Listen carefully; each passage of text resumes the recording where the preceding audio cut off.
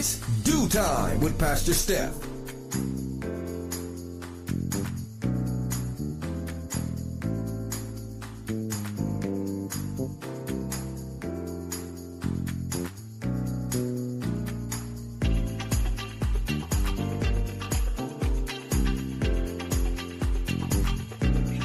Good morning, good morning, good morning. Rise and shine.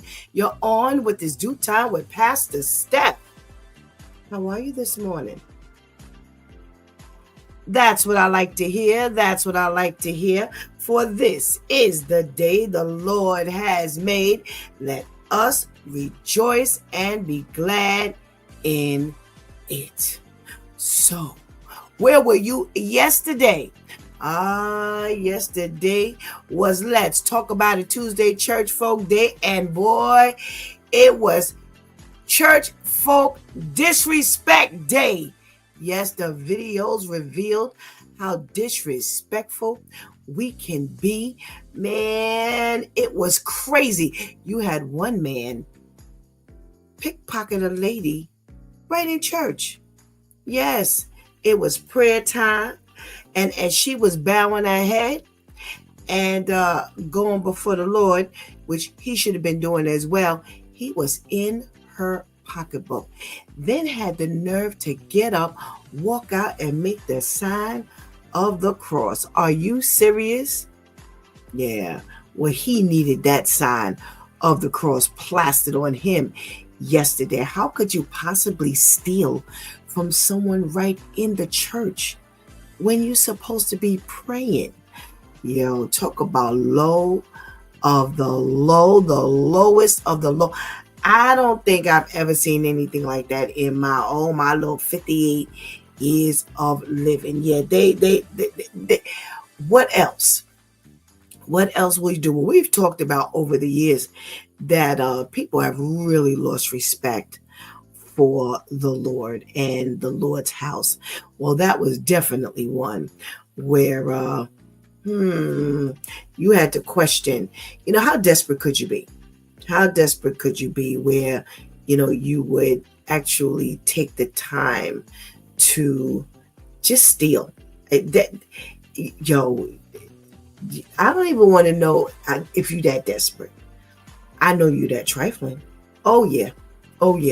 Well, what about F you? F the choir, F your mama, F the church. Yes, the pastor brought a message where it was F you city. Yes, F you. And I mean, he gave that some passion behind that F you. Well, while everyone else said quite disrespectful, Pastor Kale had something different to say. He said that he was in a church service one day and there was a pastor who gave an FU sermon, but it was forgive you. Now, I understand the point. I understand the message. But if you gave a one little FU and then you gave the origin and the message behind the FU, that was one thing.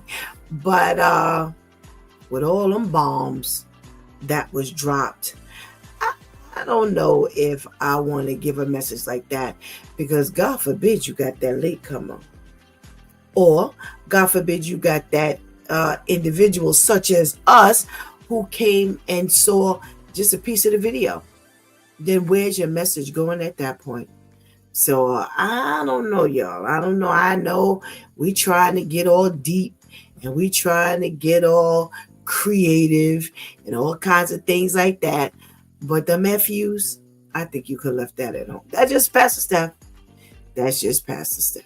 That's just Pastor Steph. Now, I don't know what you're thinking. I know what everybody else is thinking. But yeah, I think the FUs could have been left at home. And we had to get one FU, that's fine. But not in the succession and the passion in which it was given. Well, We also talked about Spider-Man being up in the church and doing his holy dance. Ooh, y'all needed to see this Spider-Man. He even started twerking at one point. Now, again, I can appreciate the creativity, but why? Why are we going there? Why are we possibly going there? Why must the church see Spider-Man in the front of the church giving the praise? That ain't real. This is not a place for make-believe. Now listen, you may have had a point to that FU message, but ain't no point to Spider-Man being in the front of the church. And the thing about it was in the front of the church. Yes. Now, let's say for argument's sake, Spider-Man came to service. He was in his seat and something hit him and he decided to, bust off with some steps and some holy dance, and you in your seat. If the camera doesn't pass you, you're okay. If nobody else notices you, you okay. Because it's about, you and God. But come on, in the front of the church, that means your intent was to be noticed. And I don't understand where these pastors are. Unless that was the pastor. Now that might be something. Because how could the pastor let this go on? I'm sorry. It just ain't that kind of service going on where we are. No. Ain't gonna be no Spider-Man. Ain't gonna be no Wonder Woman. Ain't gonna be no Batman, Superman, Robin, Riddler, or anybody else going to town like that. And I tell you, I'm trying to figure out what the choir. Oh, the guy, the praise and worship person. Oh, he was quite upset that the church was dry, according to him. And you know what? I said to Pastor Brenda and Pastor Vinny and Pastor KL, we didn't all had to give a word in front of a dry congregation. You wondering if some mannequins sitting out there. Say, well, are these people real? Did they really show up? Or is this a figment of my imagination that somebody sit up in this congregation? Because ain't nobody saying nothing. So we know how it can get when you're doing your praise and worship and, you're going before the Lord and you're trying to, set the atmosphere, and it's dead out there. But it's not your job to set the congregation straight. Just do your job and let God do the rest. Absolutely. Well, last but not least, what took the cake? Ooh, disrespect at its best. The pastor was standing up talking, and the congregants began to talk back. Literally. Yeah. Disrespectful about how the wife was up the day before or the Sunday before or the whatever week before, and she was setting it straight, and he don't have to do all of that. Just give the word. And no, my favorite was, you are just a hired person. Something to that effect. Man, yo, they would have had something to videotape. Because by the time I got finished, yeah, they wouldn't have wanted to come back to that church. Yeah. But unfortunately, this is what happens when you have a board and you have the understanding that the pastor's just hired. Yeah. Oh, she said, you're just an employee. That's what she said. I was like, oh, yo, who set the record straight? She did or he did? Now, one might say it's not a battle. Yeah. It would have been a videotape, all right. Yes, and yes. Because, there's nothing wrong with not being in agreement. No, because every pastor is not 100% right. but pull them to the side. Have some respect. And that's what we were talking about yesterday. The level of disrespect that exists in the church has definitely gone a little buck wild. Yeah, they have lost their minds. And it's time for God's house to be in order. Now, here's the interesting part. The Bible tells us that the first place God is targeting is the church. Yeah, is the church. So, man, if you call yourself a Christian, I advise you to get yourself together. Because, baby, when God starts to clean house, he said he's starting with the church first. So get ready, and get ready. Okay? Go back and watch, listen. If you can't watch, I always say if you can't watch, but you can listen, make sure you check us out on Spreaker.com, iHeartRadio, Spotify, Apple Podcasts, Feed Spot, Amazon Prime Podcast. Yeah, you can catch us pretty much anywhere streaming happens. So make sure you go back and listen or go back and watch, which would be better if you go back and watch. And if you go back and watch and you have not already subscribed, please make sure you subscribe. Make sure you hit that notification bell so you can, be notified each and every time we get on the air. Not just us, but any ministry that we have here. We're on. You'll be the first one to know about it. Okay? Okay. Well, today is Wow Wednesday. Yes, we've made it, y'all, to the middle of the week. And we're about to hear from our girl, Vivian, and her socially conscious segment. So go ahead and get that healthy breakfast. Go ahead and tell somebody that It's Due Time with Pastor Steph is on. And whatever you do, don't go anywhere because we will be right back.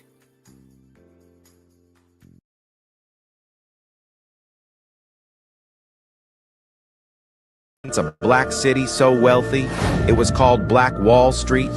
By the 1920s, Greenwood, Tulsa, Oklahoma wasn't just thriving, it was an empire. But here's the part they never wanted you to know.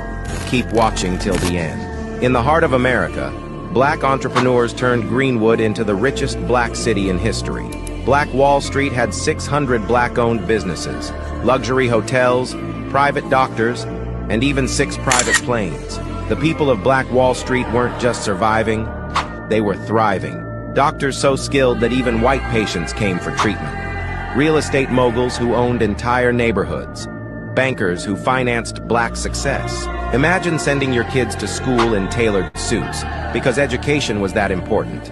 Wealth flowed through every street, high-end restaurants, jazz lounges, and grand theaters. But ask yourself, if Black Wall Street was so successful, why isn't it taught in schools? This story proves something powerful. Black success was always possible.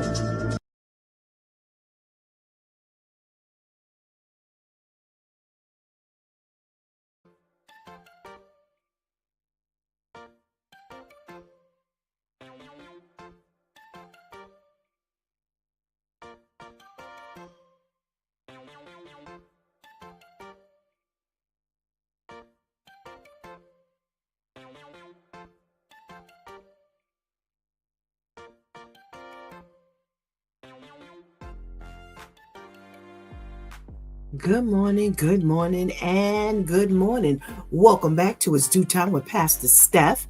And it is Wow Wednesday, y'all. Giving God thanks that he has brought us right here to the middle of the week. And we good. Well, listen, I was pretty shocked last night. I don't know how many of you were shocked to hear that Tulsa, Oklahoma housed the Black Wall Street. Have you seen what Tulsa, Oklahoma looks like today? They are the prime focus for the first 48. Yeah. So I don't know. They must have came back with a vengeance in order to make that happen. Yeah. To take it straight down. because ain't nobody running no Black Wall Street out there now. Trust me when I tell you. And they have some heinous crimes out there in Tulsa, Oklahoma. Man. Woo. Well, we're going to start with our shout outs before we get our girl Vivian on. So you got to make sure you say hello to Pastor Steph, because other than that, I don't know you're in the room. Terrence, good morning, Terrence. Good morning, Terrence. Thank you so much for joining us. Ketty, thank you so much for being in the house. Good morning. Sherry, hey, girl. It's always good to see you. And our lady Tamika, which we'll be talking to in 1 second. We got our girl Teresa. Hey, Teresa. And we got the birthday boy in the house, Lee Griffin. Oh, good morning and happy birthday. Happy birthday and happy birthday to you. All right. Thank you so much for joining us. We got our boy Serge. Hey, Serge. What's going down? And our Christian Wife's Diaries. I know correctly. That's our girl Vivian. Yes. So she won't be doing much typing because we're about to see her on this screen with her socially conscious segment. But before we do that, we want to say good morning to the ladies that hold it down. We would not have a Facebook Live or a YouTube Live if it were not for our girl Shantice. Hey, Shantice. And man, we would be nothing without our girl Anika in the house. Hey, Anika, good morning. And thank you so much, ladies, for keeping it going for us. We so appreciate you. Well, without further ado, let's say good morning to our girl Vivian so we get the socially conscious segment underway. Good morning, Viv. Good morning. Happy Wild Wednesday. How are you, Pastor Steph? I am well, thank you. I am well, thank you. How are you today? Doing well, thank you. Good. What you got for us today? All right, today on Socially Conscious, we are starting off with an update. Reports say after being at odds over a proposed cell phone ban in New York City schools, it appears Governor Kathy Hochul and lawmakers have reached an agreement moving forward. On Monday, she announced that a $254 billion, that's billion with a B for boy, state budget for the next fiscal year, which includes a historic $37 billion investment in education, the highest amount in state history, has just been approved. With this record-breaking budget, Hochul says that a new bell-to-bell plan will be implemented beginning in September. So Hochul said all public schools will implement policies to free students from smartphones and other devices. We need classrooms where young minds can flourish, and that means eliminating once and for all the digital distraction that steals our kids' attention. Hochul added that removing cell phones will improve the mental health of children. So it is official. They got this record-breaking budget approved for next year, and they are moving forward with the bell-to-bell cell phone ban. So prepare your children now for the new school year. Speaking of education, those who have student loan debt that are in default status need to be aware that the U.S. Department of Education announced that it will resume involuntary student loan debt collection on defaulted federal student loans starting May 5th of 2025. This means that the government will start the Treasury Offset Program, allowing it to seize tax refunds and reduce Social Security benefits for those who owe defaulted student debt. Also, wage garnishment is back for student loan borrowers who are in default, and those who do not take action could be looking at some harsh consequences. So after a 3-year freeze on collections due to the pandemic relief measures, the time has now come. Borrowers who have fallen and behind can no longer assume immunity for the consequences by law.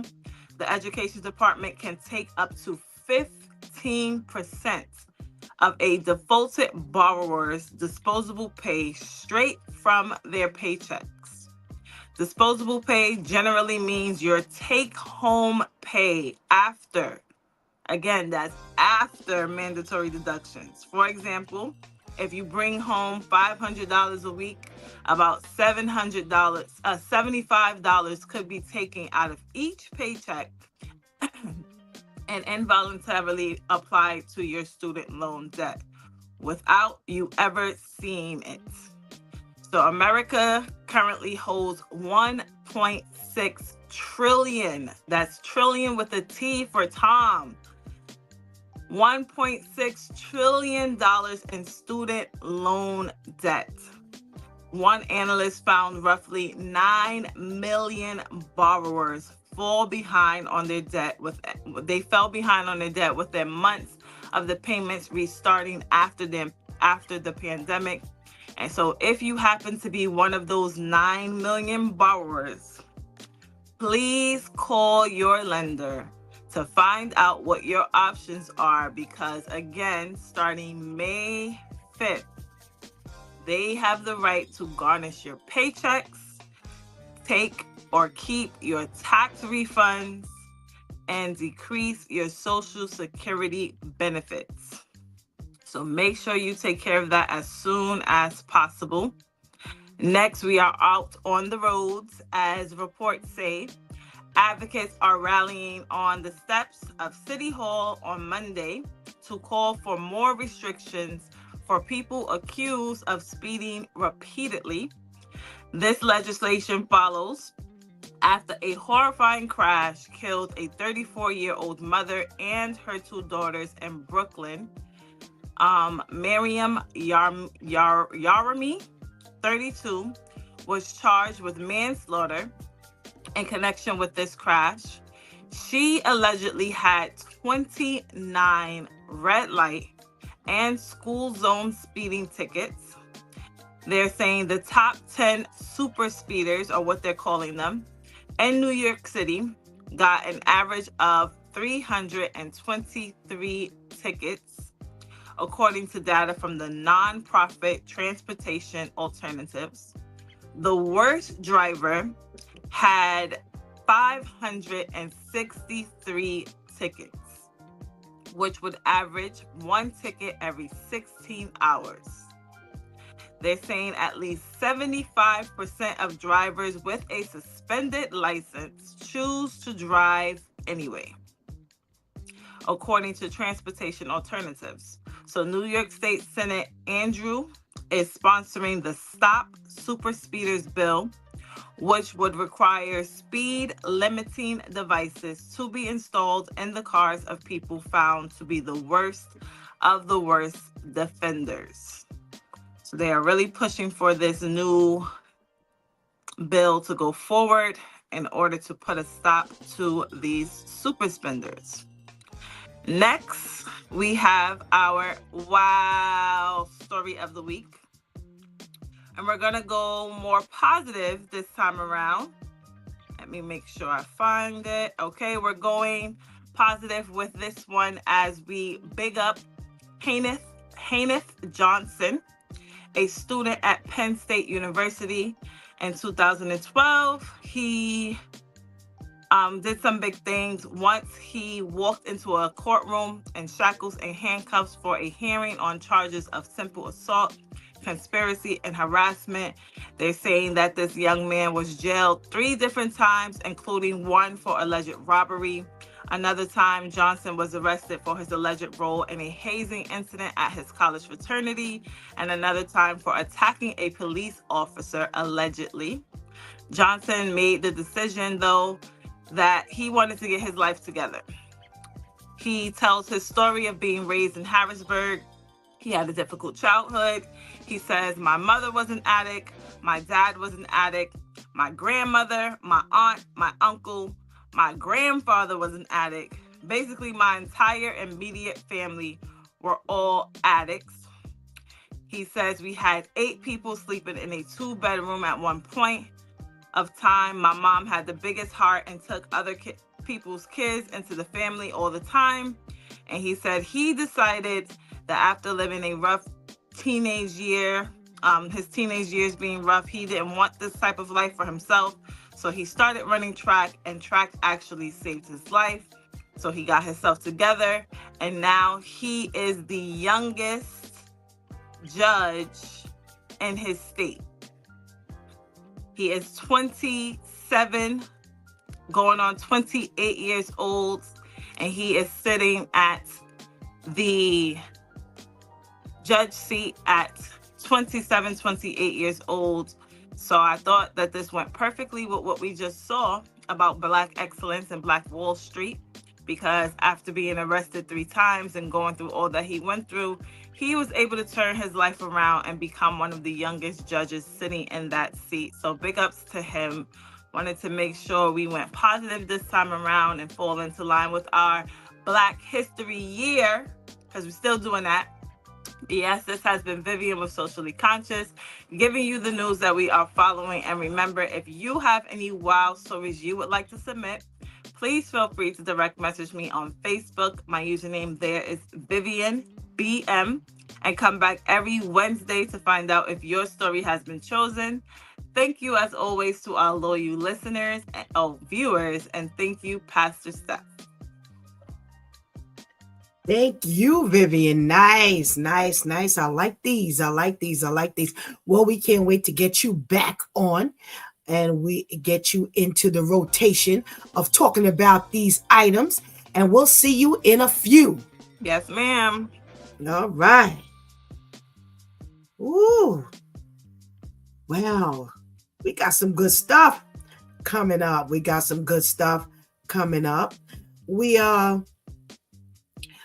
hold it down until Viv gets in her position to be a part of the rotation. So I pulled up a couple of stories, and I figured I'd talk to the other ladies about it. And, it was interesting. Everybody's heard of this 5-second rule, right? This 5-second rule that says that once you drop something on the ground or the floor, you can, it can stay there for 5 seconds until it becomes toxic and you can't eat it anymore. Well. Somebody decided to do a study. Yes. And let me see who I can, this Nicholas Archer, and he is a quality control analyst, and he did some research to find out if there was some truth to this 5-second rule. Now, here's what I would like to know. Give me a thumbs up if you have ever, and listen, ain't no shame in this. We all fam here. If you drop something on the floor and you decided to pick it up and eat it off the floor because of this 5-second rule. Now, I ain't gonna lie. I can't remember, if I've done it, but I'm not going to say I haven't because I don't remember if I've done it. But I know it's not anything recent because honestly, it takes me more than 5 seconds to bend down. So by that time, it's already dirty and tainted and I can't eat it anymore. So there's my out. Okay. But let's talk about what he found. So he has more than 450,000 followers on TikTok. And for some reason, this just kept coming up. So he decided he was going to do the research. So he decided he was going to go around gas pumps. He was going to target toothbrushes. Yeah, a dog's mouth. Oh, he went straight out there to see how dirty does dirty become in 5 seconds. So what he would do is he would put something on the ground, and in different increments of time, he would measure the amount of dirt and germs, bacteria, and anything else underneath the microscope. Yes. So, if come to find out that every sample, no matter what it was, no matter what floor or ground it had fallen on, had evidence of some growth. Yes. So it shows that no matter how much amount of time from the time it hit the floor, it was contaminated. He said it looks like even 0 seconds is too long.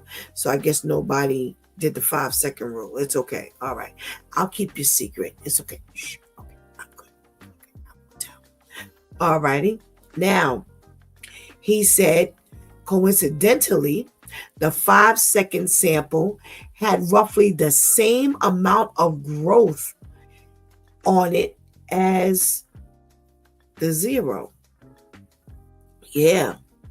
He says at one point, he accidentally dropped a dish while moving it, leaving an unsightly white splotch on the table.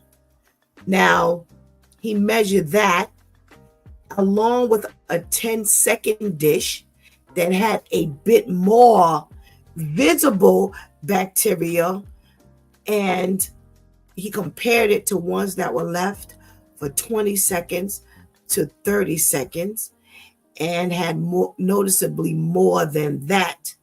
Well, come to find out, he said 5 or 60 seconds, it was the same. He said that nothing was different. 5-second rule, 30-second rule, 60-second rule, it didn't matter. It all had the same amount of germs on it. He said, now the more interesting thing was the responses that he got. He said, somebody said, no, I live by the 5-second rule. And I don't care what happens. I'm going to continue to eat it as long as it stays on the ground no more than 5 seconds. Somebody says, I'll pretend I did not hear this so that I can blissfully eat from this 5-second rule, and whatever happens, happens. So it didn't matter what he found out. If you were determined to eat off the ground, you were just going to eat off the ground. Where's my girl Tamika at? Let me see what she's got to say about this thing. Good morning, Lady Tamika. Good morning. Happy Wednesday to you. How are you? I am well, thanks. How are you? I am well, thank you. Good. All right, so have you ever lived by the 5-second rule? I always kind of somewhere in the back of my brain said, that's something that somebody was bored and created. But you look around, you look to your left, you look to your right, ain't nobody there. You think about, I done paid too much money for such and such. I'm not you went out and you got something to eat, and maybe it's a chip. I sweep my floor. I'm in my house. Who's gonna see? Who's gonna know? Being honest. Yes. And I think around the pandemic, that's when it really, really, really occurred to me. Ooh, you think of things, and people go into stores, and like even at this point, Brother Al has gotten us to the point that when we go into the store, you don't touch the first item. You always reach to the back and pull that one and leave the one up. He'll literally take like 3 and 4 items off of that thing and then go for the one way in the back, because people are just, nasty by nature, and I think that kind of solved all of that for me. If it hits the floor, it's going in the garbage. I'm not doing it. Okay, all right. You know, there's some people in the article that, well, at least that's what he said when he went back to his 450,000 TikTokers. When he told them that, they were like upset because they were like, don't tell me I'm none the wiser. I've been living by this 5-second rule. Somebody even said, I've been living by the 5-second rule all my life and I ain't never been sick. So they will continue to eat it. They don't want to know. And, you know, I have a sister and whatever she brings in the house, Tamika, gets wiped down with alcohol. I don't care if it's mail. I don't care if it's a bag of chips. I don't care what it is. It's getting wiped down. And I don't care what time of the night she gets in the house. Whatever comes in that house gets wiped down with alcohol. So I don't know about her 4 or 5-second rule, but she's not even bringing anything that could contaminate them into it don't get past that door. It don't get past that door. So, you know, everybody's got their, you know, and she's been doing that since the pandemic. So everybody's got their habits that they're doing to ensure that they're clean or cleaner than they used to be. So let's talk to the germaphobe Shantice, because she drives everybody crazy. Good morning, Shantice. Good morning, ladies. How are you? All right. I am well, thank you. How are you? Stuffy and congested, but able to breathe. Amen. Amen. All right now. So, what do you think now? You haven't worked in the restaurant industry. I'm sure you heard of this 5-second rule. What say you about the fact that they have found out that whether it has hit the floor for half a second or 30 seconds, it still has the same amount of germs on it? I just say, I get on y'all nerves. Y'all will thank me when you make it into the kingdom. You know what? You'll be going germ. Well, can't erase every germ, can't avoid every germ, but you'll have less germs attached to you. And this is why. See all these studies that's coming out. And I know, speaking on the restaurants, there's servers who do the 5-second rules for you. So be nice to your servers, people. Remember, eating is a necessity. Going out to eat is a luxury. So if you're not in the mood to be nice, I suggest you take the necessity side and stay home and eat. Don't go for the luxury. Because I done seen some things. I've knocked food and stuff out of servers' hands. Because I done saw some things. So you're not the only one who contemplates on doing a 5-second rule for yourself. Sometimes they take it themselves. You gotta be careful. But yeah, I'm not all that surprised, because when you, especially since the pandemic, and I have a friend, he's like, I bet you was one of them kids that would play outside and you would fall and your hands get all in the dirt, but then you go to the corner store and get you some cheese doodles and then eat. And I'm like, I don't really remember doing that. But let's just say I did. COVID, the pandemic, had everybody woke. You really saw how many people walk the street and blow their nose, holding one nostril and let the stuff out the other nostril. Oh, must we? Listen, I'm just saying, you really see how many people are out in the street and they rub real quick. I was on 42nd Street Monday. I was a little hungry. So I was like, well, let me see where I can go and grab something to eat. Now, Pastor Steph, the first thing I look for is the letter. So I didn't go into a Popeyes because it said grade pending. You don't want my money because your grade is pending. So I went over to my next favorite chicken spot, Wallabies. And through the glass door, I saw no one had gloves on. So automatically I was a little discouraged. I was like, I just don't feel like having this conversation today. I really don't. But I walked in, preparing to have the conversation, and one of the guys was facing like sideways and went like this. So I stopped in my tracks.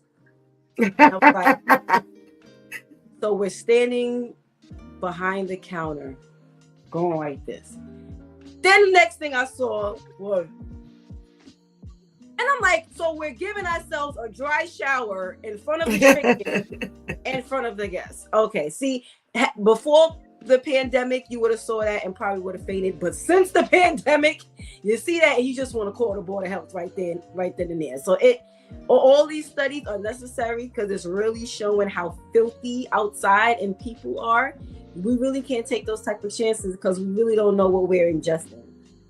We're figuring things are okay, and then when you wake up half dead because all the germs you done consumed the night before. No, thank you. I'll stick to getting on everybody's nerves. Thank you. I don't mind. You know, ever since we've had this show, because we started right after pandemic started, because when we start talking about certain things, I'm like, we should have been dead a long time ago. Mm-hmm. When we think about the stuff we did as kids, how many germs, you know, think about this. Think about when we used to blow over the birthday cake. All the spit particles. Happy birthday. Yes. And everybody just ate that cake. And it's like, you just didn't think of these things before. You know, you think about all the stuff, like you said, you go in and there were no gloves on the people's hands. You know, when you went to the fast food restaurants, and this stuff just didn't exist. It just didn't exist. Nothing you do now existed back then. And we just ate freely, flowed and moved around freely. It's just amazing. I'm like, why weren't we dead a long time ago? We talked about the grapes yesterday.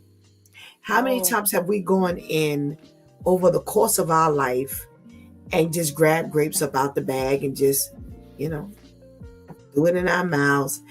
And now when you soak strawberries, you see all my gosh, all the stuff that comes off of the grapes and strawberries. And I'm like, we were eating this stuff? Man, talk about a God that looks out for you.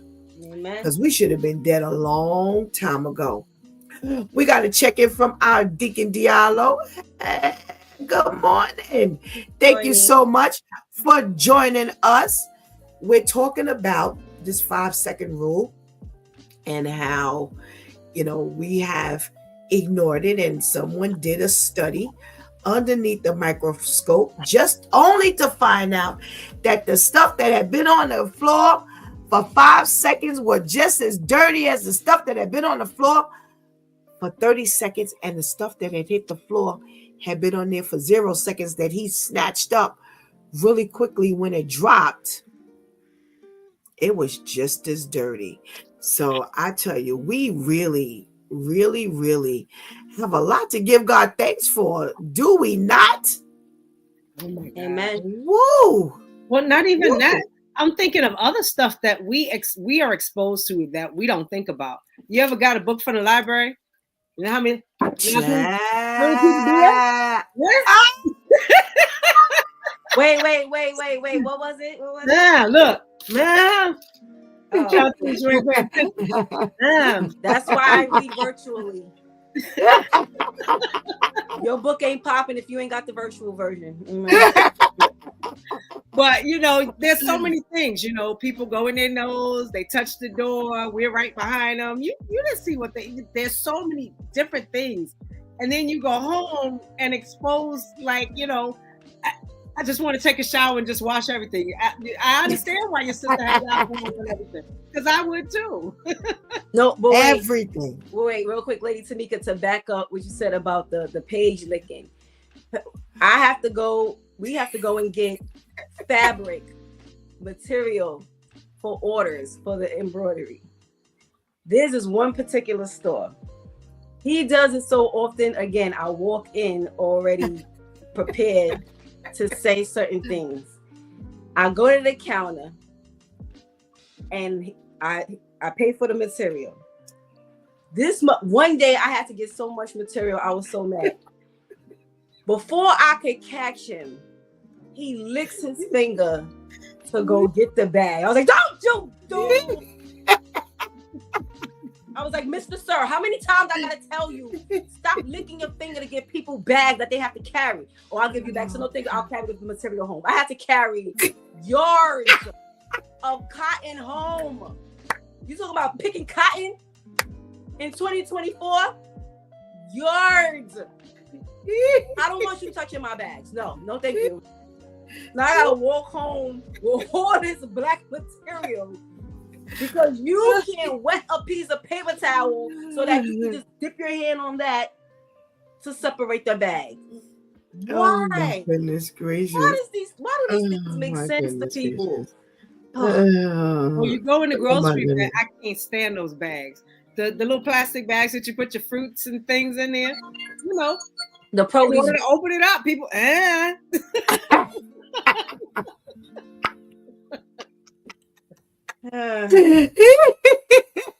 Oh my goodness gracious. You think about all this stuff. You think about all this stuff, and it's just you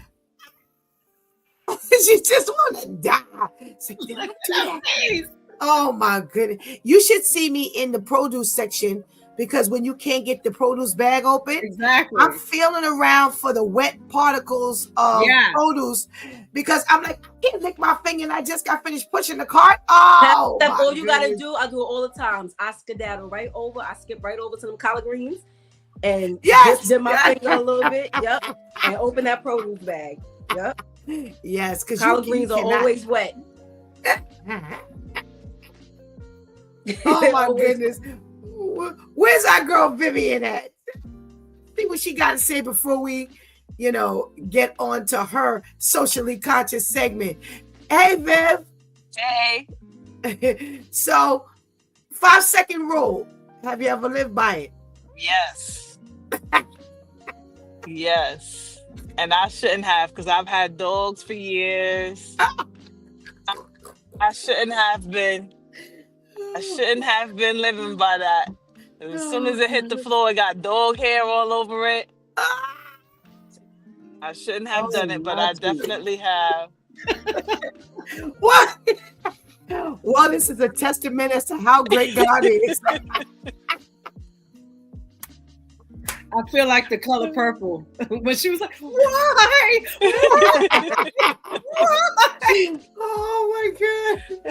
Oh my God, my stomach hurts. Oh my goodness gracious. Well, let's say good morning to our girl Kiwi. Good morning. Thank you so much for joining us. Oh my goodness gracious. All right, let's get started on this socially conscious segment. We've got the cell phone ban back up in the news again. It was just last week.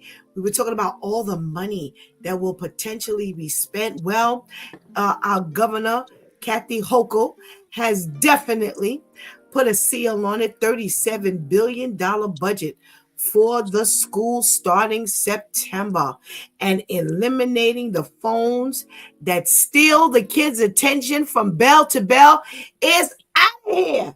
All right. So that's where we are. There's been an official word. Tamika, what say you?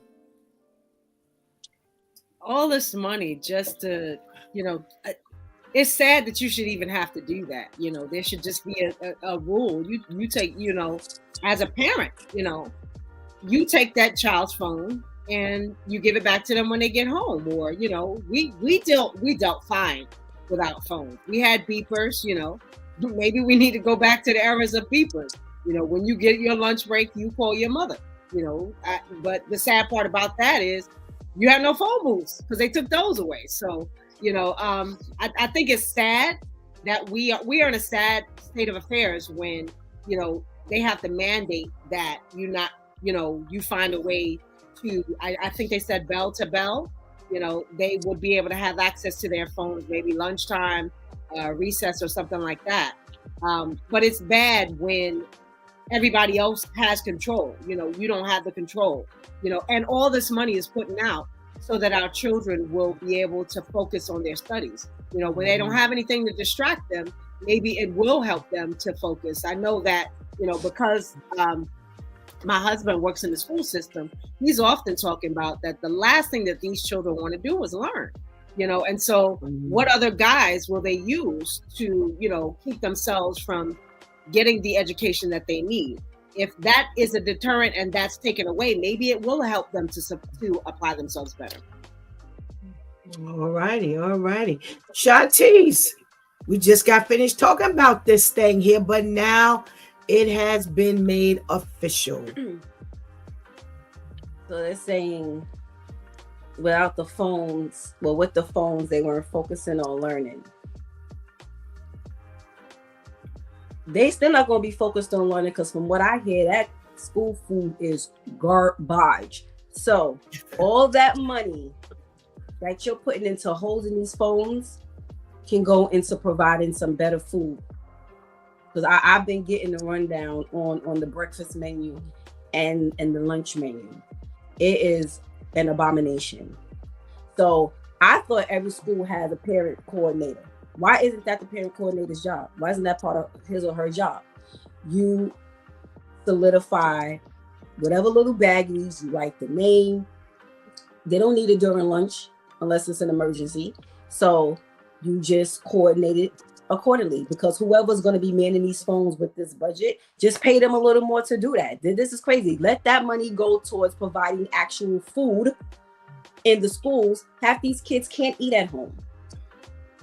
Half the kids have to be to school so early that the parents can wake up earlier to give them breakfast. So they make it in time for breakfast at school, but then the breakfast is horrible. It's trash. Now the kids go all day without eating because the food is not edible.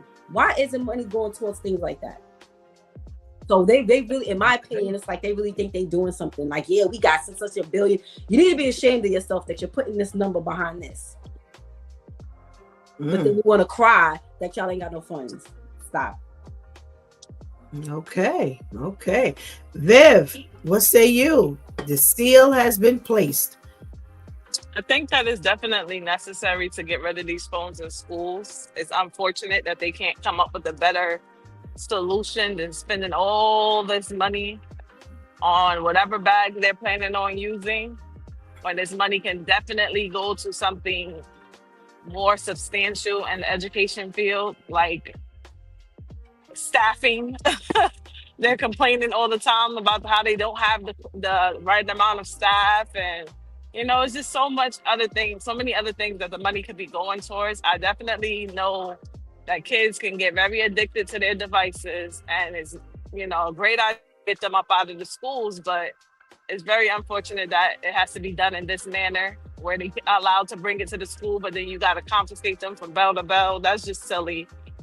But I mean, hopefully with the record-breaking money that they're getting, they can use it towards the phone ban and also towards some more important things, because they got a big budget. So hopefully it'll help more than just the cell phone ban. Yeah, it's a lot of money to be putting toward this, as we said last week. And again, my thing is, put your foot down. You just say there are no school, no phones in the school. And if you would like to, you have to have this type of bag. It is your expense. And you can take this money and you can put it toward after school program. Right. And, you could take this money and put it toward some of the other things that the children need in the school. But surely, to me, this is no accomplishment to land where you're putting out this much money on bags for schools. So, she's saying a $37 billion budget for school. Let's see where all of this money goes. We know a big chunk of it is going toward the school bags for the cell phones. Well, that doesn't leave a whole lot for all the other things that need to be covered. So right. We'll see. Well, talking about students, man, if you owe money for your student loan, it is over. They're talking about, as of May 5th, they're going back into the collection business. They're going to be seizing tax refunds. They're going to be garnishing your wages, your Social Security. And man, after a 3-year freeze, they're like, we're coming back with a vengeance. So they say no one will no longer have immunity. They can take up to 15% from your net pay. They have $1.6 trillion in student loan debt. Man, Shantice, woo! Talk about coming back with a vengeance. I was speaking to one of my friends yesterday, and I was telling them that one of my sisters got spares in a few weeks she'll be graduating with her master's. And he said, oh, my son got his master's and now he works for Amazon. Oh. He said, well, no. He said, no, I'm sorry. He works for Amazon Flex. He's a subcontractor for Amazon. Oh. But yet you're in, I think he said something like $100,000 something in debt in student loan debt. But yet he's the smartest man I know who's carrying a package right now. Wow. And it's really sad because the world pushes you to go to school by any means necessary, to take out these loans, even when you know you can't afford to pay them back. But you need to get these degrees. But then where are the job opportunities? How many job opportunities are there? So it's sad that now this young man has gone to school for 5 years. Now you're in all this debt. You're not even working in the field you went to school for. And now you don't even have your Social Security to look forward to, because before you can even sink your teeth into retiring, right, you already know that's going. So it's like, I have in my head that I'm working just to pay you back. And it's sad. It's like, this is why we have to follow whatever process the Lord has for us, because even when it makes sense to us, God is looking way down the line. But yet we let the world push us. And it's the same world that's now looking to take every cent you gonna make. Not even that you're making now. They're already preparing for what you gonna make. Right. So even if you were to get a job in your field, how much at peace are you gonna be knowing that? Because listen, we understand work in the purpose that the Lord gives you. Beautiful. At the same time, Jesus, in the last meeting we had, I got a bill due on the 3rd, the 9th, the such and such, and the such and such. And I would like to be able to walk into one of these little dirty food places if I want to and get something to eat real quick. But I can't, because they're garnishing everything that I'm making. It's sad, especially if you're living in New York. Forget about it. You really ain't got no life. Wow. Vivian, man, this is a whole lot that they're going to be taken from. Yeah. It's unfortunate for anybody who didn't take advantage of the pandemic back then, when they put everything on freeze and pay off their student loans, and now you're in default and you have to be concerned about your income being garnished, because times are hard. People are barely making it as is. Mm-hmm. And now they have to worry about student loans garnishing their income. That is just sad. Imagine going through your life making the right decisions. You ain't got to worry about child support, because you either abstained or wrapped it up, but now you got to worry about your check being garnished because of student loans. Because all you wanted to do was go to school and get a good job, and now you're a slave to your student loan debt. It's sad. It's sad, and you hear so many stories like the one Shantice told about people who go to school and come out and can't find a job in their field, and they wind up working at the grocery store, working at Amazon, and they got all the student loan debt. They got to take any job they can get because they need to be paying off their student loan debt. It's sad. They really need to come up with a better way to get this stuff done, especially that diploma means nothing. Yeah, high school, you ain't getting nothing with no high school diploma no more. So now you have to go to college, and this is what we have to deal with. So it's just sad. Wow. Tamika, Lady Tamika, what say you about this massive, debt that they're coming back? They're coming back with a vengeance. They're going to get their money. Yeah, and they gave it 3 whole years. It reminds me of, remember the renter situation. You didn't have to pay your rent, and some people just decided, well, I'm gonna take that money and splurge. Then all of a sudden, they said, now we want the money back. And but you have to be wise with your resources. And don't believe that because they say they forgave it for a little period of time that they weren't going to come back. And we're in the end of April. May the 5th is like right around the corner. Tomorrow, yes. Yep. Exactly, just that fast. And so now, everybody has got their hands out. Uncle Sam's got his hands out. If you've got children, you got child care payments you got to pay. You go to the restaurants, you can't even get a little cheapy something anymore. You used to be able to get a snack pack. A snack pack is $20 now. What? And so now in the midst of that, now you have to pay back. Plus, we also know that the world in itself, especially, New York is in debt. And if you're a person that doesn't use cash, you got to pay attention to what it is that you're purchasing. Cash App. Like, I don't have the app, like the Cash App, and I keep getting things decline. Yeah, because I don't pay with Apple Pay. So, but everybody's got their hands out. You have to pay attention to your state, to anybody that's got a bank statement. Please pay attention to your statements, because even now with all of this AI, you will find, if you're paying attention, little small payments, like little $17, $15, that they're trying to get, money from you. And you better pay attention to all that you own to make sure, govern it, double check and make sure that, hey, did you make that payment, so that you don't get got. Student loans, I'm grateful that I was one. My mom, she paid it for me before she left, and I was fighting her. I'm a grown woman. I can take care of my boy. If she hadn't paid it, and it took over 10 years. They say, it usually takes about 10 years. It takes so much more. And if you're behind, it'll take you even more than that. So don't be surprised, that they're asking for it now. They're all trying to find all different types of ways to make up for the money that they spent that wasn't even on us. Right. Absolutely. Let's get some of these comments. Serge says, thank God my student loan was pardoned. Amen. Very good for you. Anika says, so glad I was able to finally pay off my student loan in 2023.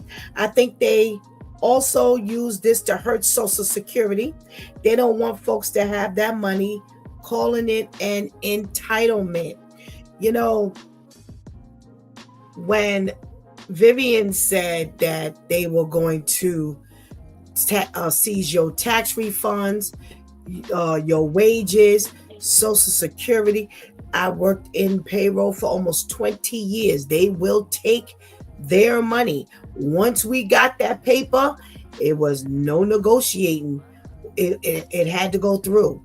And, years ago, I don't know how many of you know this, but years ago, if there was a garnishment that came through the job, you could call like your payroll person and say, hey, you know what? Don't pay it. Give me a little bit of time and let me try to work on something. It's illegal to do that. And a lot of companies were being fined. Once that hits your desk, it's got to be honored by the following pay period. And they already know your pay period. So when you are barely making it, and this is post-tax dollars, which is your net, like Vivian said, if you're getting $500, they can get $75 off that $500. Now that only leaves you with $425. Man, that hurts. That hurts. That $75 hurts. There's your milk money, your gas, your car fare. That's your bread, on the table. That's that pack of chicken. Yo, it hurts. And to think that your Social Security is not even free from it.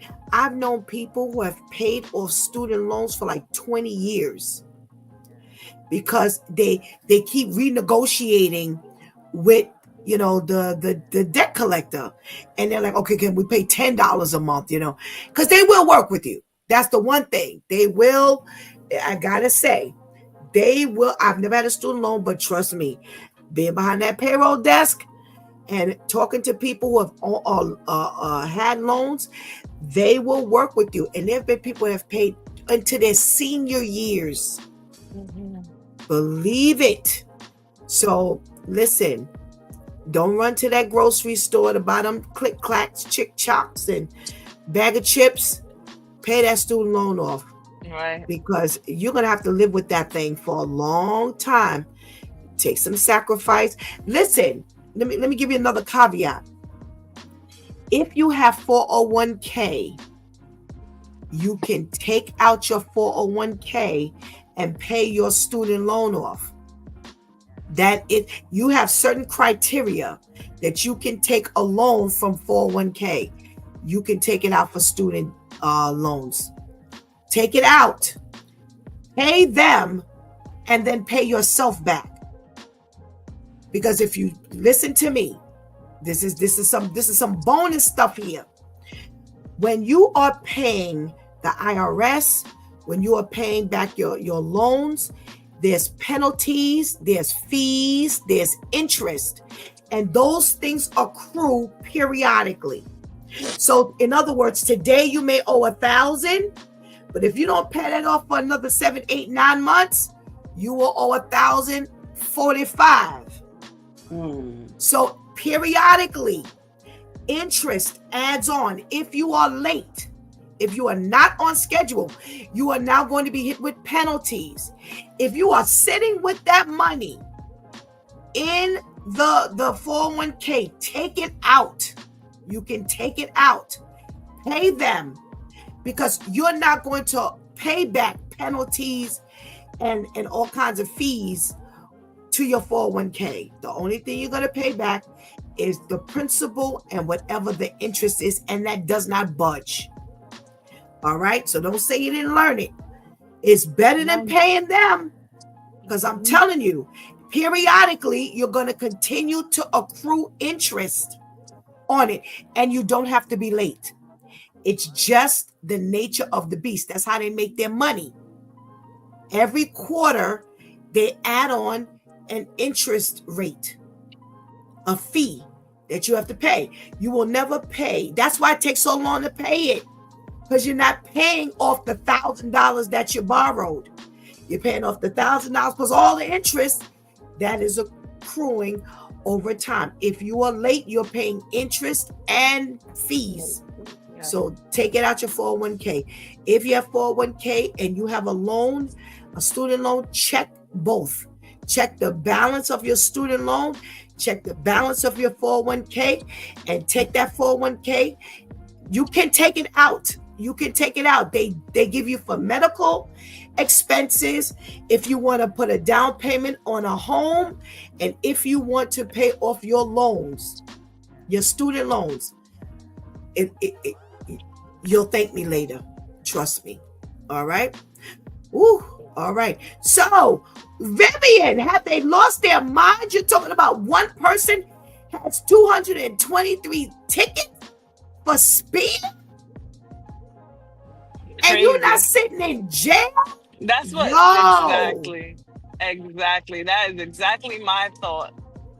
Now you want to put a speed limiting device inside of cars. Who's paying for that? Who's going to pay for that? Not them. It's always taxpayers who have to pay for these silly little things. If they got that many tickets, why don't you just put them behind bars? If 75% of people who got their license suspended still decide to drive a vehicle, why are they not sitting behind bars? Why are you still allowing these people on the road? You can't take their car or do something where it doesn't have to cost people money to put some type of device, because they'll find a way to get around it. That's just people just coming up with these silly solutions to these problems. I just don't understand where their minds are. Wow. What's the highest amount of tickets one person had? I think they said 564 tickets. What? for one person. That's crazy. That's crazy. That's what that is. Wow. Lady Tamika. Oh, we lost her. Shantice.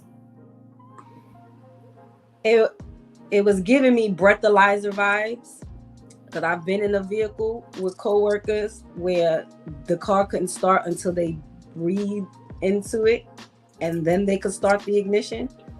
But how is that supposed to work to prevent you from driving because of your speeding tickets? Because if you go past a certain speed, you can't make it to where the car just stops, because that causes accidents. So you can't do that. So the only recourse is to just, confiscate your driving privileges, put a boot on your car. Listen, I always said, when I had my cars, I always said, you could paint my car in tickets. Just please don't let me come out. And I know I parked here on the corner, but my car ain't there. You want to get to somebody, put a boot on their car. Ain't nothing like looking at your car, but knowing you can't move it. Confiscate their license and put a boot on the car. And then, of course, with the boot, you pay, just like when they tow your car, you pay for the length of time the boot is on your car. Right. And then after a while, then they tow it, I believe. But it's not like the breathalyzer. You incurred that amount of money for speeding. I agree. Take the car and the driving privileges, because now you end up with that. You end up with your car looking like some balled up aluminum foil, because no one has reprimanded you for your reckless driving. You end up with 3 lives on your hand. Right. So the billions of dollars that they're taking for these cell phone bags can go toward something like this in some area to help to keep everyone else safe. Even if you reckless when you want to kill yourself, which you shouldn't want to, but just like Vivian said, now you got other lives, because those who drive know we don't drive for ourselves, we drive for other people. So now this is what we have to get on the road knowing that we're just driving people who are just determined to be reckless. I'm trying to figure out how you got past 3. How did you get? Okay, so in 500 and something tickets, at no point must you show up at DMV. Who sleep at the wheel? There's no way in the world you telling me that people with suspended licenses who insist on driving, you can't do nothing about these people. I'm sorry. Like Shanti said, if they have a vehicle, you put a boot on their car. Now, here's the thing about booting a car. It's only going to stay on that street about 48 hours. Right. Excuse me. And then they will tow it. So the first line of defense is boot their car. All right. And then the second line of defense is to tow their car. Because here's what happens. If now I got to come to Vivian, who knows I got a car, and say, Viv, can I borrow your car? And she goes, what happened to your car? Now I got to start chatting. And I got to start explaining. And it's only so long I'm going to keep this lie up if I decide to lie. If I don't decide to lie and I tell Vivian the truth, you think Vivian gonna let you have her car if you didn't got several speeding tickets or red light tickets? So when people start to find out, it's going to halt your ability to drive. So you go rent a car. Well, they run your driver's license when you go to rent a car. So if they've already given you strikes and they've said, okay, your license is suspended, you ain't renting no car. So there are things that you can do opposed to letting these people graduate to 223, 500 and something tickets. That's crazy. Lady Tamika, join the conversation. What are we talking about here with this over 200 speeding tickets and you still driving? Where in the driver's universe does that happen? How is it that after the third time, we thought that, all these rules about the third time, obviously, you can get over with 500. Oh my goodness. I don't understand how that is, but you don't charge them. You don't hit them in the pocket. You don't, incarcerate them. You don't let them feel it. Yeah, everybody else is feeling the residuals of what they do. Somebody's child has been hit, somebody else's car has been damaged, so many different things that are affected, except for the person who's doing all the issues. That's the person that you should be attacking. You go for everybody else except for that. Horrible. Yeah, this is something that you definitely have a handle on. It's just like last year, they talked about all of the tickets for the people who were going past the toll and weren't paying, and they owed all this hundreds of thousands of dollars.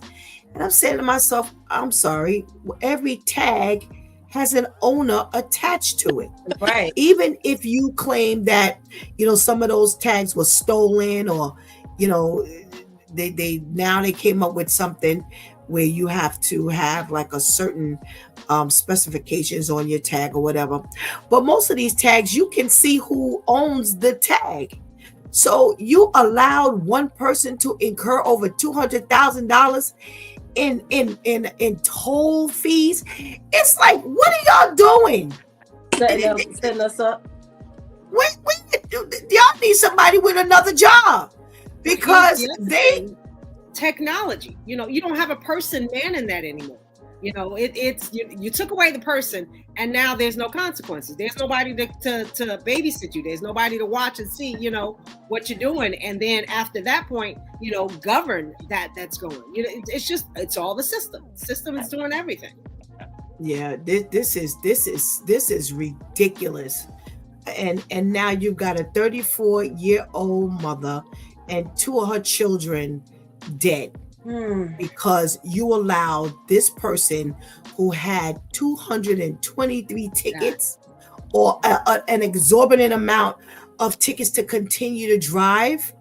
No, that is absolutely insane. Well, we've got a wonderful wow story, and this is a wow story. I actually saw this article about this young man who walked in and was in trouble with the law, and was definitely headed down the wrong line, and comes from an entire family of addicts, but decided to turn his life around, and is now the youngest judge in his state at 27 years old. Lady Tamika, you got first dibs on this one. Amen. I think it's beautiful. A lot of times we don't talk about what God is doing behind the scenes. What it looks like on the forefront doesn't necessarily mean that that's what it shall be. And when we're talking about our youth, especially when we're talking about our youth, sometimes they don't present what we think, and I remember Big Mamas and them, they were not afraid. I don't care what you did, what you look like, how you acted up. They spoke life to us, and it is our responsibility as those that are those that are the seed of that, to continue to speak to our youth, because you never know. And I mean, fine, just that child that's rebellious might seriously just need your attention, and they're acting in rebellion because they're not getting the attention that they need. And sometimes now, especially not sometimes, all the time, we need to pay attention to our youth. And we need to continue to speak life to them. We need to go back to the ways of Big Mama. Whereas if you had children, you took care of somebody else's children, especially if you don't have any children, speak life to, spend time with a child, read to a child, take time out, because you never know what that little thing that you're doing, how you're exposing them to certain things, taking them out to the movies, teaching them things so that they learn.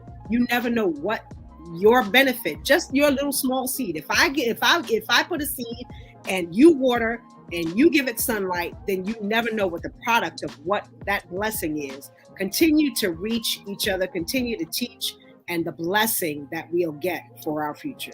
They'll take care of us. Absolutely. Vivian, this is a nice, wild story for the week. Yeah, definitely goes to show that just because you came up one way doesn't mean you have to stay going, you have to continue on that route.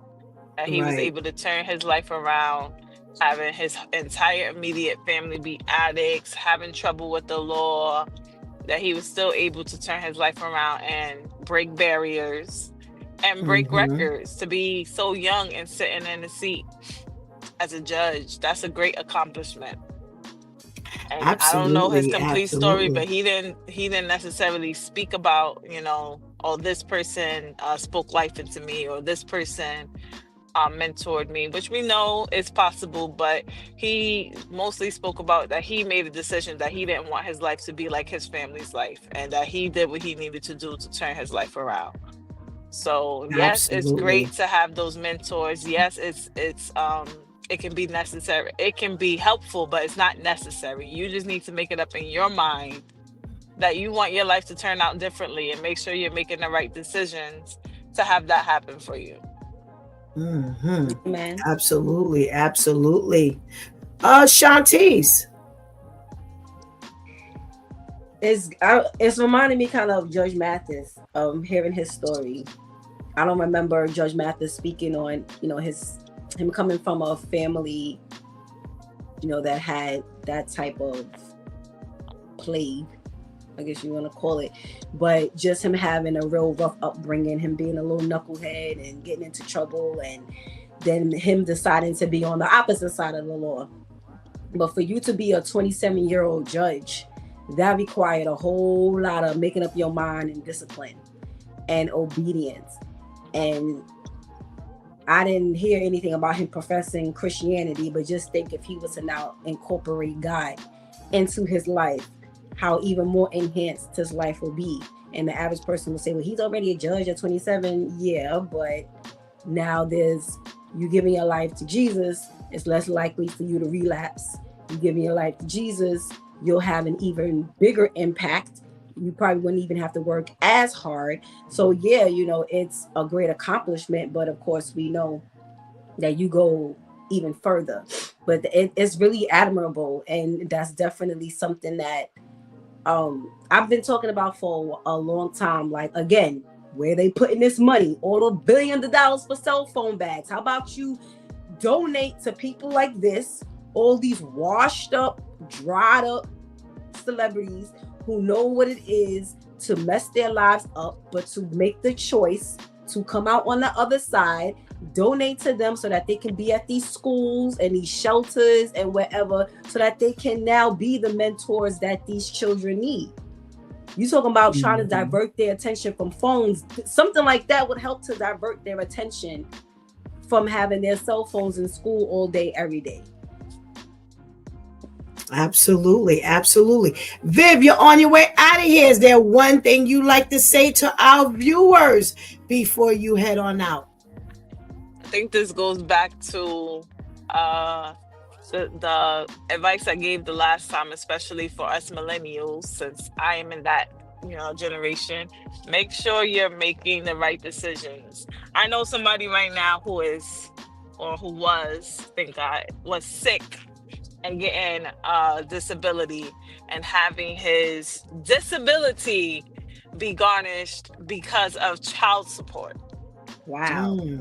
So it don't matter how old you get, it don't matter how long you wait, they gonna come for that money, whether it's child support, whether it's student loans. Now make sure you're making the right decisions. Take the time that you have now to better yourself financially.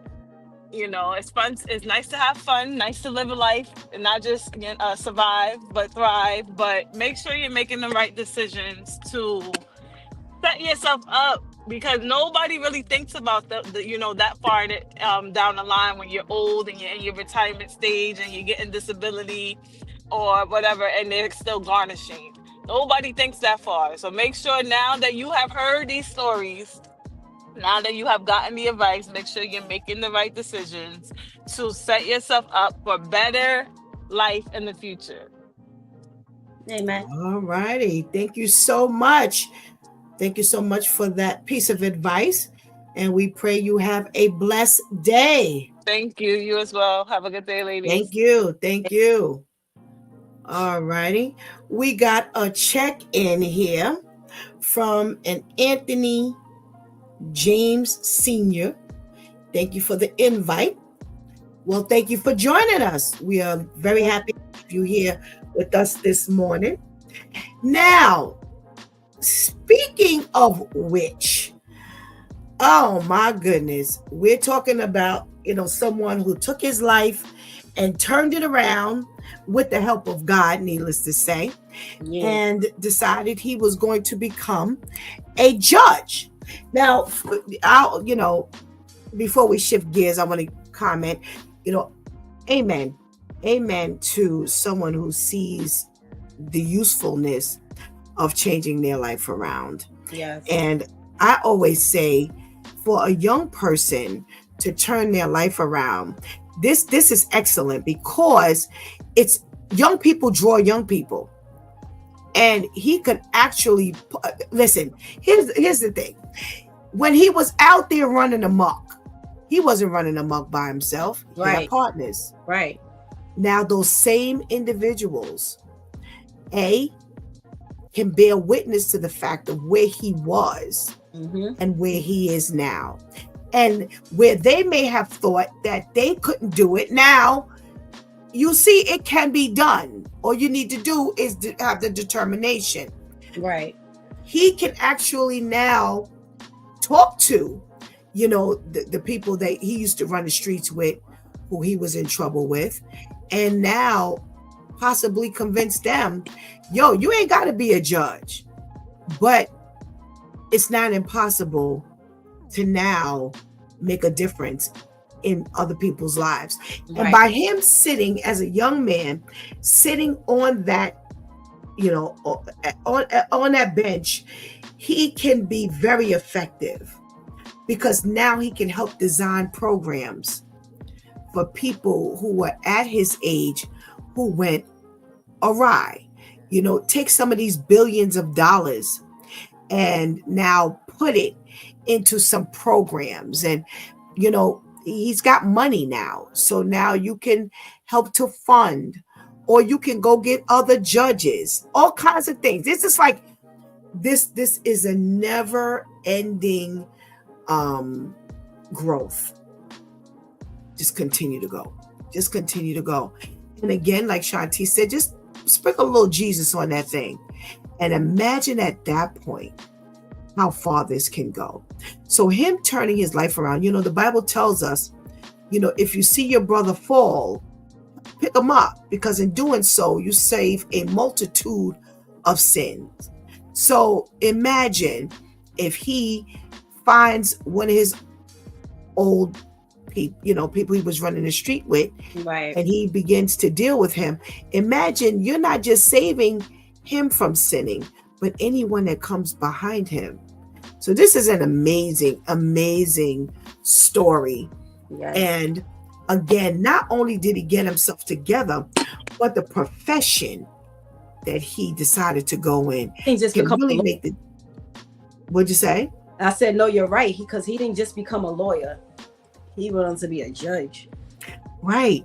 And where other judges would not give people another chance, because, like, okay, you're black and you're young and, we need to smash you. You're white, you're young, we need to smash you. You're Hispanic, you're Asian, you're young, we need to smash you to teach you a lesson. He can now go back and reflect on all the things that helped to make him a better person, and put these things into order and make accessible to some other people. So this is just an amazing movement of God. So whether he's given his life to God or not, whether he credits God or acknowledges God, this is a phenomenal movement of God. So amen to that.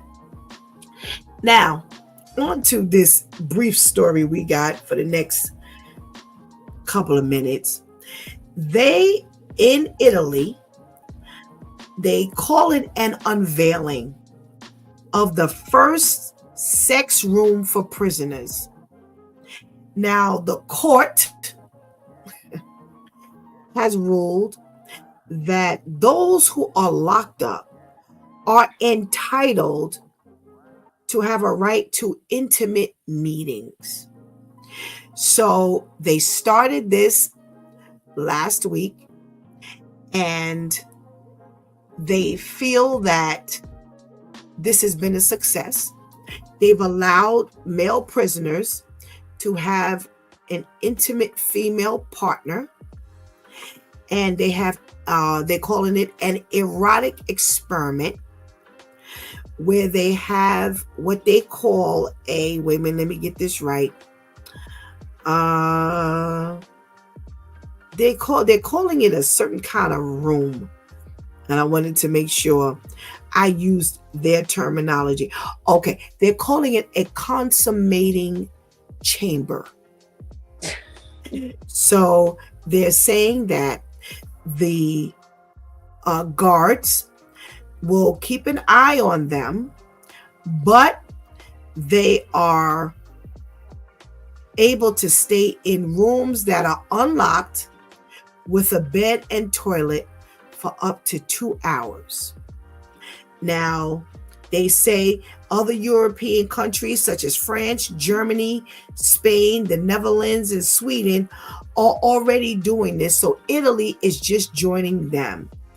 And they feel that being that there's this overcrowding of these jail houses, that they wanted to experiment with these intimate consummating chambers because they're entitled to this. Now, I'll let you respond, Shantice. And give me what you think in this chat room. Do you feel that they're entitled to this consummating chamber? They say that ever since it went well from the first time, they are going to continue it because it was a success. I thought that when you get locked up, your privileges get taken away.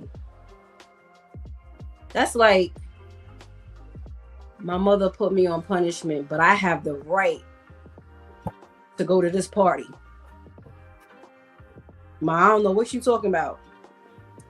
Yeah, you said a month on punishment, but this party is next week. I'm going to this party. How does this work? How do you get locked up for a crime, but you have rights in that aspect? Not rights as to you still got to make sure you feed inmates. You still got to make sure they're in livable conditions. But privileges, so I'm supposed to care about your sex drive, your sex life. It sounds like they're bored because they're overcrowded. We're now going to experiment. You got time to experiment with it. I can guarantee there are so many pressing issues and things that need to be addressed that you're given no type of time to, but you want to experiment with this. So while they're in there having these relations within this unlocked room, so you mean to tell me no one has thought that someone may plan for some type of escape, smuggling the drugs, all of that? That's not going to happen? Because that happens when all they doing is meeting up in a regular visitor's room. That goes down there. So what is going to happen when I know I can now come in here and be with you for a whole 2 hours with the guards that are going to man? Most of these guards are in the smuggling and all of that. Most of these guards are not on the up and up. So that's the first thing that came to mind for me. Well, a guard is going to man the door. So what? When there are times the warden is in on this stuff. It's just like, why does this make sense? Why are y'all taking the time to do things like this? Listen to how it's termed. The court's January 2024 ruling stated that the jailbirds should have the right to intimate rendezvous with spouses or long-term partners That sounds like we opening this up for one big orgy. Because how do I know you're a spouse? Even better than that, how do I know you're a long-term partner? I don't know that. Especially if you're not a spouse. That makes it's like nobody has anything to do in life. They just sitting there flipping a coin and say, I got it. You know what we should try? To get these drugs in. To do like it me that's all my mind keeps going to, because how is it, as someone who is in law enforcement, whether I'm a lawyer, whether I'm a cop, whether I'm a judge or something, why would I think this is beneficial? How is this benefiting anyone to now implement a law like this or a rule? What's the outcome? How is this making the world a better place? Me making sure you can now have sex with your spouse or long-term partner. How is that benefiting? How is that helping you to be, even though we know jail is not for rehabilitation, but maybe if you took the time and effort, jail could be for rehabilitation, but no, you're now feeding into all this other crap. All righty. Anthony says, I agree 100%. That's crazy. Nobody's really doing nothing about this stuff. It's like you said, even the warden is involved. Also, I apologize. I know you moved on already from this topic, but just wanted to add, I'm living testimony to that last powerful advice information in regards to child support. I just want to say to all who are currently going through similar, who owe arrears, make sure you take care of it if you can avoid the future disruptions, because they will get it one way or another. Yeah. Absolutely. Yes, they are coming for you, and they will I love the word disruption. I love that word disruption. It will disrupt your life, because here it is. You're trying to get on the right page, right? You're trying to get on the right path of life. But let me tell y'all something, and I say this all the time. Just because God forgives us does not mean we don't have to eat the consequences of our actions. And that's the bottom line. We are going to that disruption. So now you done got a new job, you done got new pay, you done change where you live, you done change the way you live, and you get your job, and then all of a sudden, your little $5 is interrupted and disrupted. And now you got child support. And let me tell you something. There is child support current, and there is child support arrears. Payroll person here, they will kick your butt. And I'm going to tell you something. If you get one nasty person, it can be nasty. I've had to fight for a many. And it was something where you could not go below the poverty line. There was a certain amount of money we couldn't take from you. So even if you owed arrears and current and it came to $200, but that $200 that you wanted me to take, drop them below the poverty level, I could actually write and tell you this drops them below the poverty level. I've had agents call me back and say, I don't care. I want to get that much money. It ain't the kid's fault. Yes. And also, they do mandate that you pay for the child's medical insurance. So I've had some guys parlay on the fact that you only paying $25 a week or $25 every 2 weeks for your health insurance and child support on top of that. And then all of a sudden, baby, I got to take out for family health care, because now you are mandated to pay that child's health insurance. They cannot get Medicaid because you have a job. Oh yeah, I love the word disruption, Anthony. Perfect.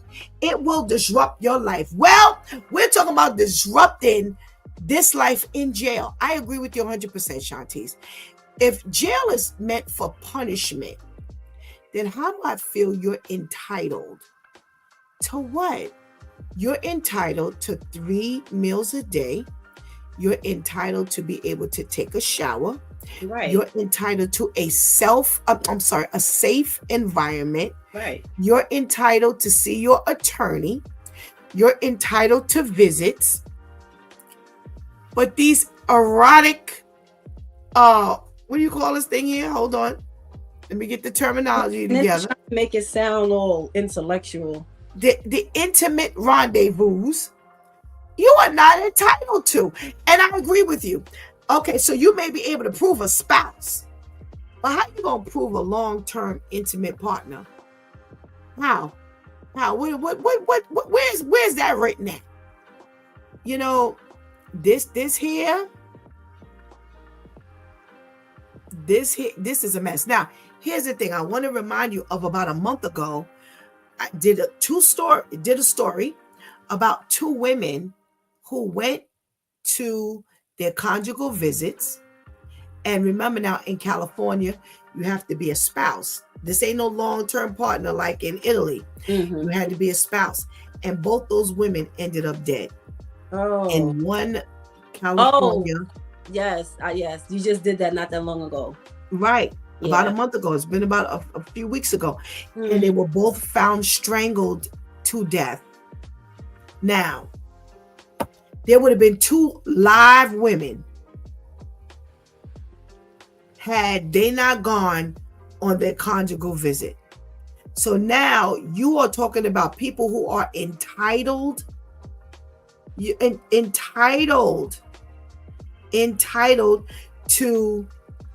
a room that stays unlocked with a bed and toilet for up to 2 hours. Okay, so let me say this, and I'm gonna say, listen, we all grown here.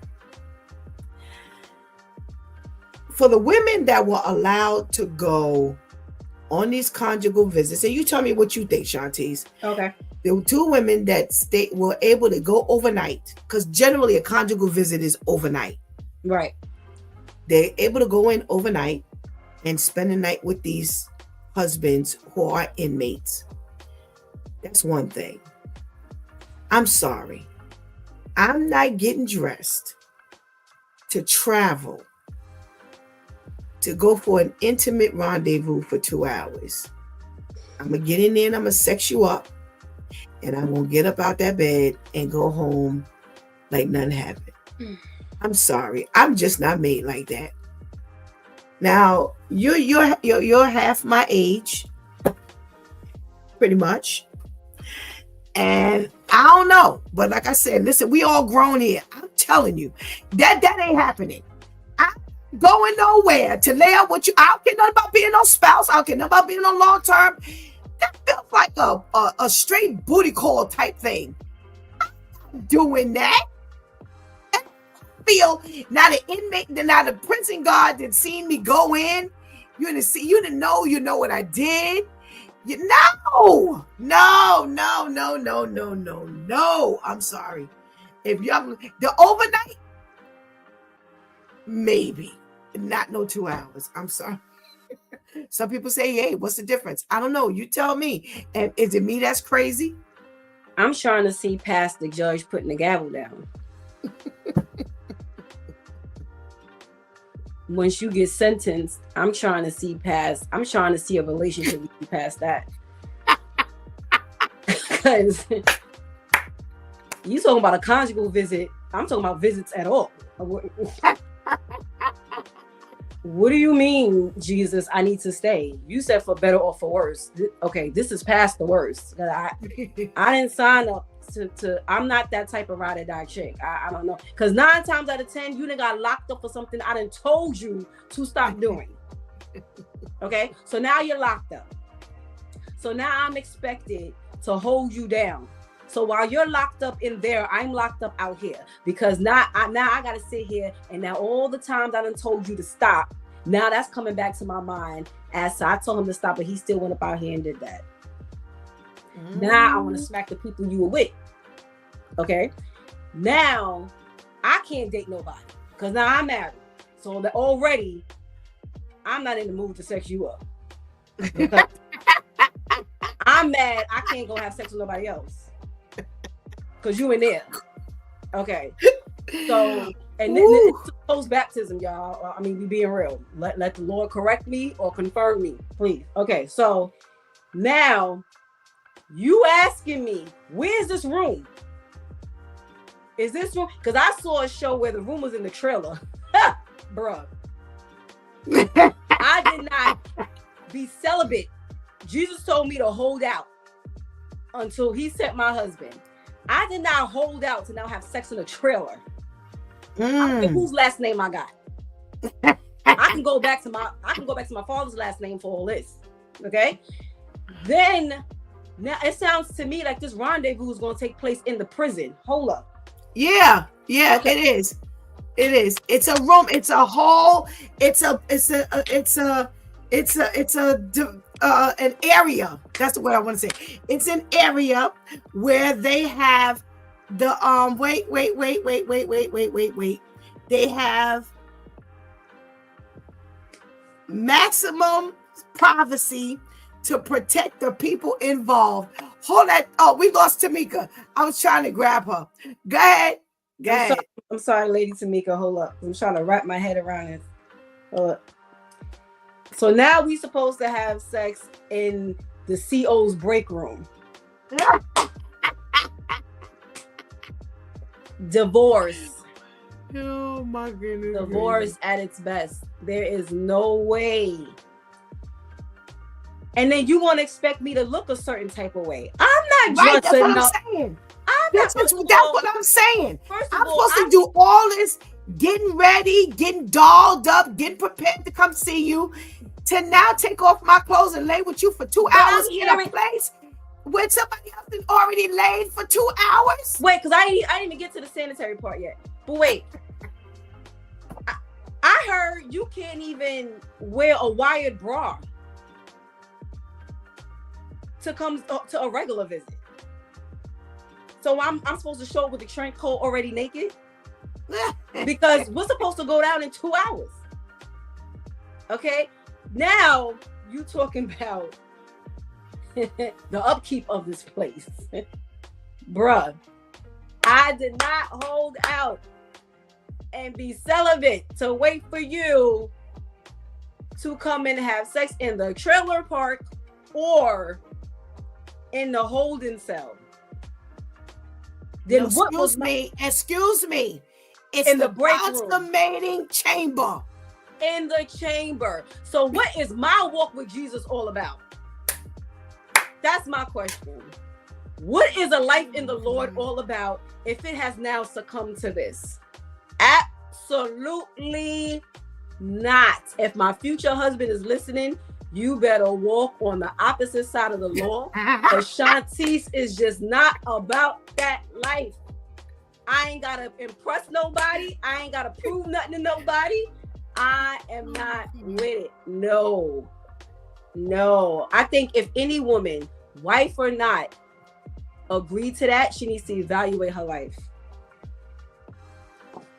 Yeah, that is just so degrading. I ain't made like that either. That's so the way I feel. That's the way I feel. It's disrespectful that you would even ask or expect me to come and do that with you.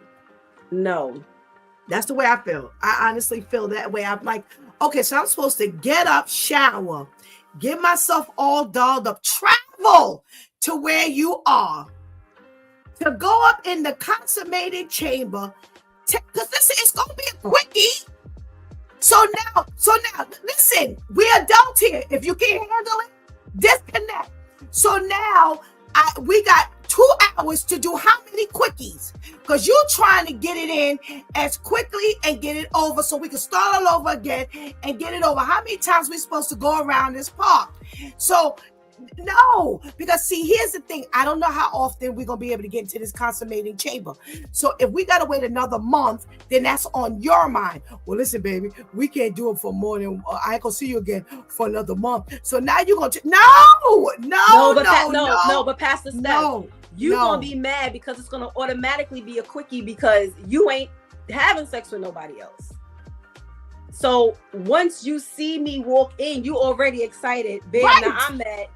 Now I'm mad because there's no warming up because of time and because whether we had time or not. Right, that's what I'm talking about. Right, you just anxious together. It's just like a straight booty call. Yes. No. Right. And there's no intimacy.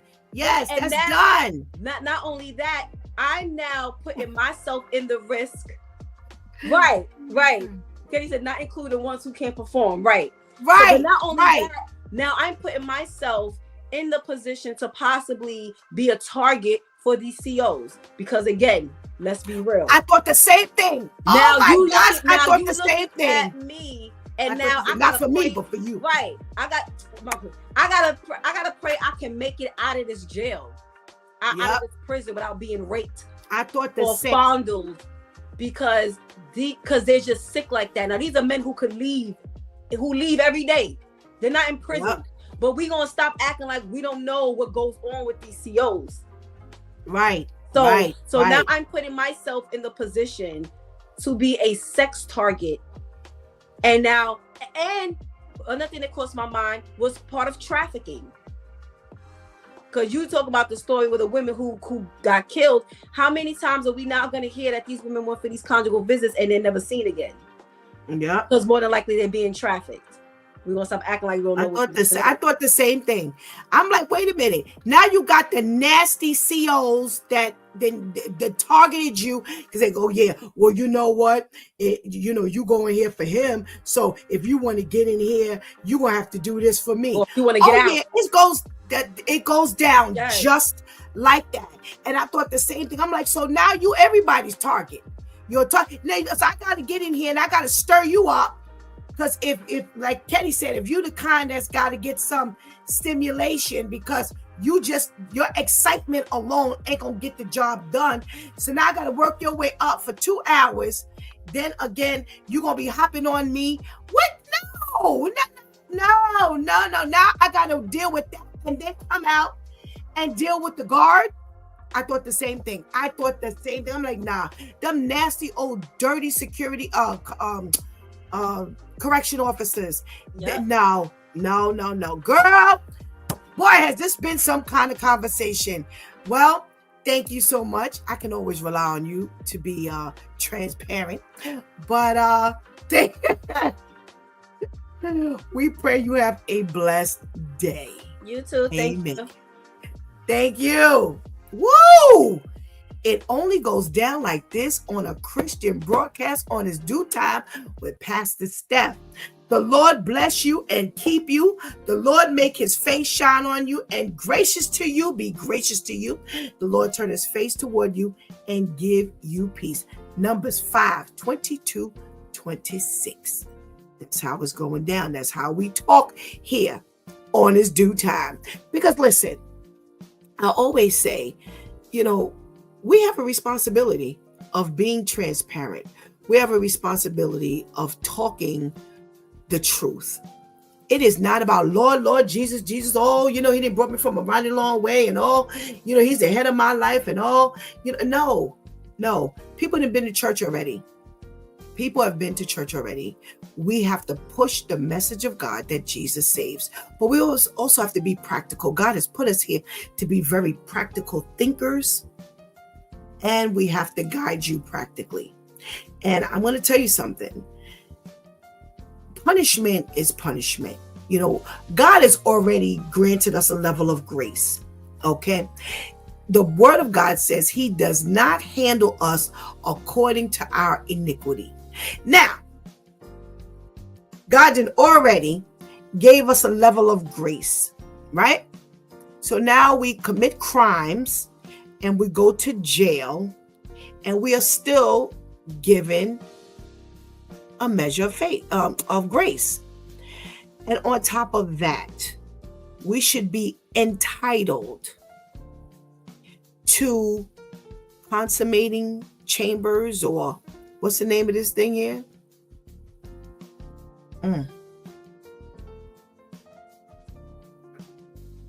Intimate rendezvous with our spouses or long-term partners. If we can go in the jail and have the same benefits as though we were not in jail, then what would be the point of putting us in jail? What would be the point of this intended punishment? Listen, you committed the crime, go ahead and do the time and deal with the situation that you need to deal with. Just make sure that these inmates have a place that they can be safe, that they can eat well. They don't have to eat luxuriously, but eat well, that the conditions are sanitary, because we've heard of some bad conditions in these jails. So while these people are looking to have some consummating rooms and consummating chambers, y'all don't, here in the United States, we don't even care that these people have flushable toilets. Something is wrong. Let's get our priorities in order. So to me, it's almost like that's what you would hope for if you were in jail. So now you're going to push this for all the inmates. Listen, let's make sure we do what we need to do. And that way, we're entitled to be free. We're entitled to walk this earth and be free, because we haven't done any crimes or committed any crimes that would mandate we need to be locked up. That's all I owe you. That's it. You've been watching It's Due Time with Pastor Steph. Join us Monday through Friday from 7 a.m. to 9 a.m. where we discuss matters of the heart, mind, and spirit. As you go through your day, be sure to set your mind on things that are above, not on things that are on the earth. They will only serve as a distraction. Remember, prayer changes things. It's Pastor Steph signing off, and I want to thank my Due Time crew, the ladies, for always coming through big time. Thank you for hanging out with us and keeping that chat room live. Please do not miss this opportunity to give your life to Christ right now. You see how important it is. Please do not miss this opportunity to strengthen that relationship with the Lord. You see how important it is, because later is not promised to any of us.